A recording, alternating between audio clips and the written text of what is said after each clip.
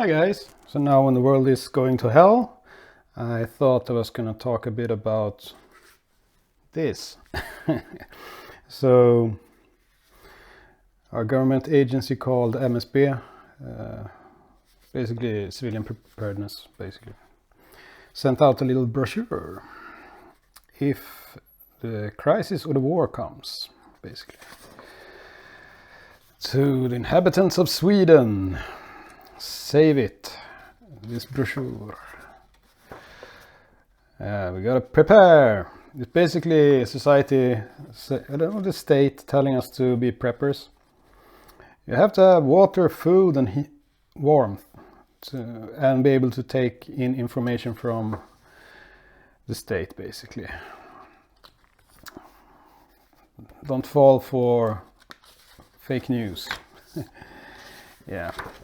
But here's checklists for what you need, and food is one of these things. So I was going to talk about my favorite one, which is Peasoup. Very classic. It's been eaten in Sweden, this kind of Peasoup, since at least the 1200s. So for a while. And at least since the 1700s, we've been eating this on Thursdays. I was talking to some friends online about Swedish food, and then I thought I need to circulate my little prepper stash a little bit. Also, I didn't know what to get for dinner, so I'm gonna make some Peasoup. Usually on Thursdays we eat it for lunch. Then we have pancakes with cream and jam with those, like some kind of fancy blinis dessert kind of deal. Yeah, so it's a no-brainer how to cook this. Doesn't require that much moisture, water. So looks kind of disgusting, I guess. It's not even a required taste. This isn't that bad. Yeah, so you take half a tin of water and add it to this. I think I got a little bit too much. Something like that. And then you just heat it up.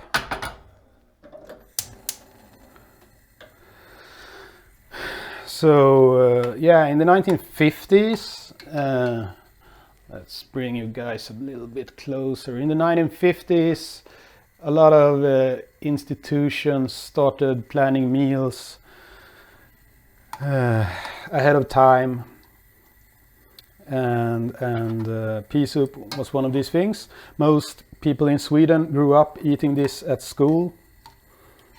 Senior citizens in the old person homes get this. This has been the staple food of Swedish militaries for 1,000 years. Almost, I guess. Almost 1,000 years. Yeah. Peasoup and pickled herring. That's what the Swedish military marched on. So it's a good food to be a little bit of a prepper with. Cans are easy to stack, I guess. And I'm gonna take a look and see when this will. What's the best before date on this? Does it have any? 2023, August next year was the last date for this. But this could probably be kept for a very long time still. So yeah, I don't can't be bothered to make any pancakes. But yeah, this is good shit. Just stir it a bit until it's not chunky. So I'm not sure if it's visible. I'll bring the camera instead. I'm filming this on my, I'm filming this on my Galaxy S22 Ultra. I'm not doing the 8K resolution, just regular 4K UHD, 30 frames per second. And I don't have any strong lights here, so we'll see what the quality is. I'm not counting on the microphone on the phone being anything but shit, so I'm using this Zoom F2 field recorder, which is awesome. It's really awesome. I still just mesh it together afterwards. This is good. It doesn't require that much moisture to make it into a soup, and the soup is doesn't have to be that runny, I guess. And it's very high protein content as well. 32% protein in this. The peas contain protein, and of course the ham contains protein, or the pork meat in it. And let's see here. It's not that many carbohydrates though. 9% carbohydrates, and 2% of that is from sugars. 12% energy. A lot of fat in it. A lot of fat in this, which is good. Will keep you filled for a long time. Yeah, this is good shit. Let's see if I can figure out how much. So it's 16 grams of protein, which is could have been better in one can. 16 grams of protein. I would have liked if it was like 20 grams. That's pretty good for a meal. But 16 is still not bad. It's still not bad. So it's basically a perfectly rounded meal in one can. Some of the meals you can get might not be as good. You can get by with just this. You don't have to add anything really. Something to drink, water I guess would be nice. Yeah. So you don't want to hear me yammering about pea soup, but just get food. This is okay to stock up on.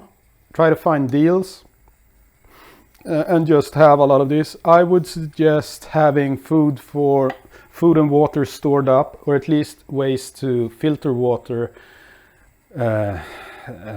filtering systems. Also, I use Sawyer filters, and I also store a shitload of water as well, which I cycle through. But try to do it so you can, I guess, water, if something happens, fill up your bathtub immediately, fill up any container, and have a filtration system or some system to boil water. I have some camping stoves with a lot of stored gas bottles for them, so I can get boil water as well if I need to. But filtering water is better than nothing, I guess. Try to avoid solutions that uses power, like those ultraviolet water cleaners and shit like that. Yeah, water is going to be important so you can stay hydrated. That is the most important. Then food, of course.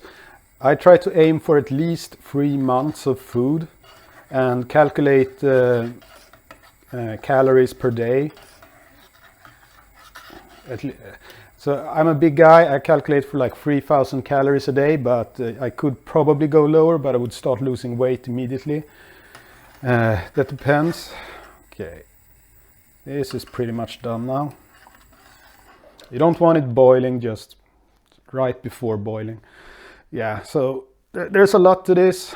So get educated, I guess.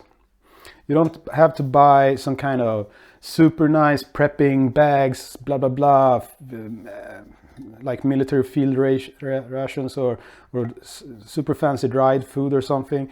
That is good as a complement, of course, because dried food takes a lot less volume. So if you need to move, it's good to have dry food and just throw it in your car or in your backpack or whatever if you really have to get out of town or something. That's what that is really good for.